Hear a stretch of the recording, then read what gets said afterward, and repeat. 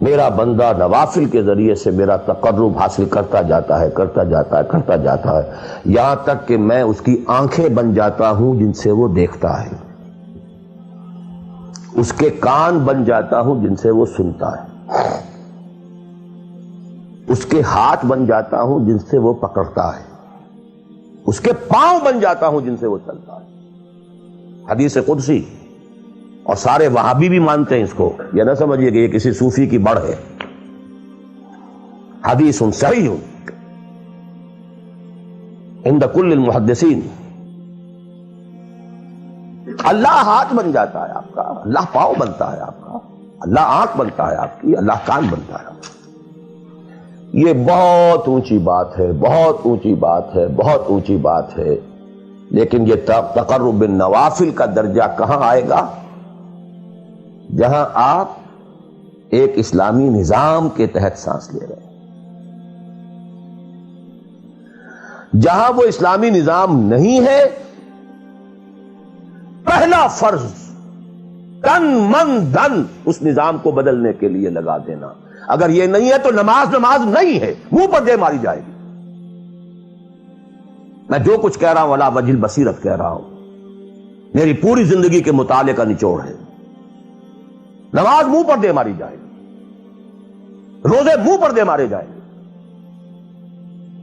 You reconcile yourself to that system جو میری بغاوت کے اوپر مبنی تھا۔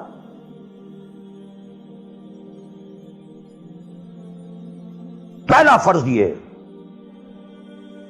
تن من دھن، you can not reconcile with that system, you can not accept that system. اس میں اپنے آپ کو اکوموڈیٹ کرنا، اس میں اچھے کیریئر تلاش کرنا، اس میں اچھی جائیداد بنانا، اس میں پیسہ جمع کرنا، اس میں اچھی سے اچھی بچوں کو ایجوکیشن تاکہ بہتر سے بہتر زندگی وہ بھی گزار سکیں، سب کا سب حرام، مطلقاً حرام۔ پہلا کام یہ ہے اپنی جان، اپنا مال، اپنا تن، اپنا دھن سب اللہ کے دین کے لیے خرچ کرو۔ سبسسٹنس لیول کے اوپر صرف جان کو باقی رکھنے کے لیے جو ناگزیر ہے، that is allowed, nothing more. This is the point, crucial point. اب ہمارے سامنے حدیثیں ہوتی ہیں اور سارے فضائل کی کتابیں ہیں اور یہ ہیں جن کا تعلق اس ماحول سے تھا جبکہ دین قائم ہو چکا تھا، اس کانٹیکسٹ میں باتیں ہو رہی ہیں، نفل کی بات ہو رہی ہے اور قیام اللیل کی بات ہو رہی ہے، اور جو ہے ختم قرآن کی بات ہو رہی ہے، اور اگر فجر کے بعد بیٹھے رہے مصلی پر اور 2 رکعت پڑھ کر اٹھے جبکہ سورج نکل چکا ہے تو اب یہ اتنا اونچا سوال، یہ ساری باتیں، all these things become absolutely irrelevant. The deciding factor is دین غالب ہے، ٹھیک ہے، چلو نوافل کی طرف، قرات کی طرف چلو، جتنا آگے سے آگے یتقرب الی العبد بالنوافل، ورنہ تقرب بالفرائض پہلے فرض کرنے ہوں گے، اور فرضوں میں پہلا فرض جہاد ہے۔ Now please note this word, جہاد اصل میں اس جد و جہد کا جامع عنوان ہے، your struggle against that system۔ لہذا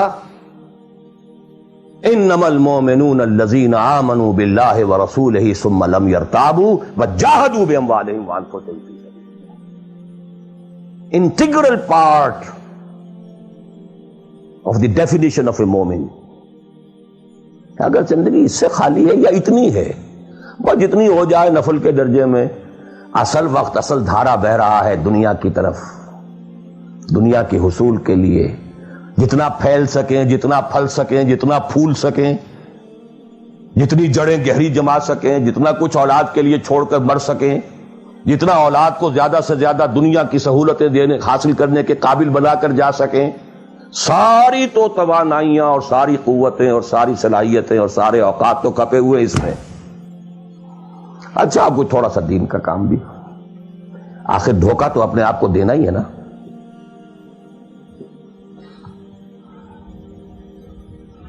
قسمت فروش عورتیں بھی تو کالے کپڑے پہن کے جلوس میں نکلتی ہیں تازیوں کے، اور سبیلیں لگاتی ہیں اور مسجدیں بناتی ہیں.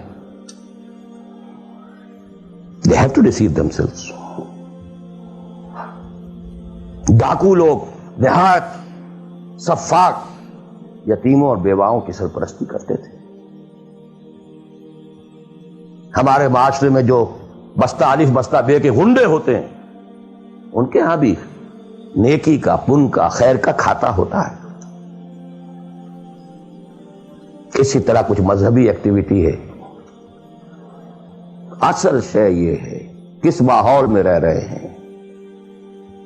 بہت خوش قسمت ہوتا میں اور آپ، پھر آپ اچھے سے اچھا پہنتے، کوئی اعتراض نہیں، اچھے سے اچھا کھاتے. قل من حرم زینۃ اللہ التی اخرج لعبادہ والطیبات من الرزق. خلافت راشدہ میں آپ رہ رہے ہیں، آپ حلال ذریعے سے کما رہے ہیں، آپ بہت اچھا کھائیے، بہت اچھا پہنیے، بلکہ اللہ چاہتا ہے کہ اس کی نعمت جو اس نے تمہیں دی ہے وہ تم پر ظاہر ہو. لیکن پلیز نوٹ دی کانٹیکسٹ. دین مغلوب ہو اور آپ اچھا پہننے اور اچھے کھانے کی فکر میں ہو. مجھے جملہ یاد آ رہا ہے حضرت ابو بکر کا رضی اللہ تعالی عنہ. تھوڑا سا مسئلہ ہوا تھا کہ لوگوں نے کہا کہ زکوٰۃ ہم دیں گے لیکن زکوٰۃ ریاست کو نہیں دیں گے، اپنے طور پر خرچ کریں گے. حضرت ابو بکر نے فیصلہ کیا ان کے خلاف جنگ کا. حضرت عمر جیسی شخصیت بھی مشورہ دے رہی ہے کہ دیکھیں نہیں، 2 فرنٹ پہلے ہم نے کھولے ہوئے ہیں. جیش اسامہ کو بھی آپ نے روکا نہیں، جائے حضور نے تیار کیا تھا. پھر جو مرتدی ہو گئے، کسی اور کو نبی مان لیا، ان کے خلاف تو جنگ کرنی ہی کرنی ہے. لیکن یہ تو صرف نماز بھی پڑھ رہے ہیں اور یہ زکوٰۃ کا بھی انکار نہیں کر رہے، صرف ہمیں نہیں دے رہے ہیں. تو ان کے ساتھ ذرا مصلحت کا تقاضا یہ ہے کہ کچھ نرمی کی جائے. ان کے بڑے پیارے الفاظ تھے، ایبدل الدین وانا حی. کیا دین میں تغیر کیا جائے گا جبکہ ابھی میں زندہ ہوں؟ خدا کی قسم اگر یہ حضور کے زمانے میں زکوٰۃ کے اونٹوں کے ساتھ ان کے باندھنے والی رسی بھی دیتے تھے، اور اب اگر یہ کہیں گے کہ اونٹ لے جاؤ رسی نہیں دیں گے، تب بھی میں قتال کروں گا، اور خدا کی قسم کوئی میرا ساتھ نہیں دے گا تو میں اکیلا جاؤں گا. اور اے عمر تمہیں کیا ہو گیا؟ تم جاہلیت میں تو بڑے سخت تھے، اسلام میں آ کر تم نرم ہو گئے ہو. یہ ڈانٹ ابو بکر پلا رہے ہیں عمر کو رضی اللہ تعالی عنہ. تو اچھی طرح جان لیجئے، اب میں نہیں کہہ سکتا کہ میں کس طریقے سے اس کو بیان کروں، کیسے ٹھوک ٹھوک کر آپ کے ذہنوں میں اتار دوں.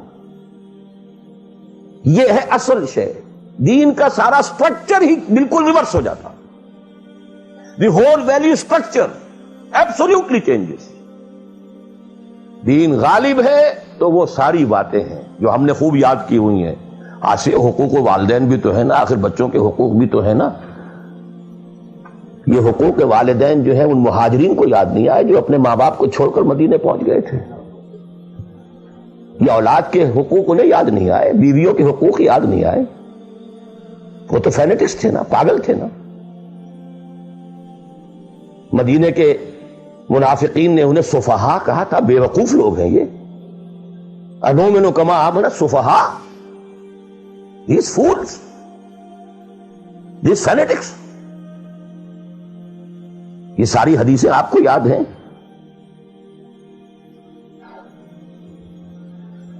فرق ہے. اسلام غالب ہے تو مسئلہ کچھ اور ہے.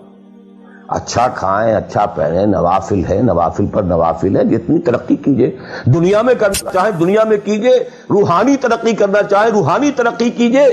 سارے میدان کھلے. علم میں، پروفیشن میں، کسی خاص فن میں ترقی کرنا چاہے کیجئے. دین غالب نہیں ہے اور آپ خود 50%، 60%، 70%، 90% کافر ہیں، اس لیے کہ اس ماحول کا جز ہیں جس میں کفر کا نظام ہے.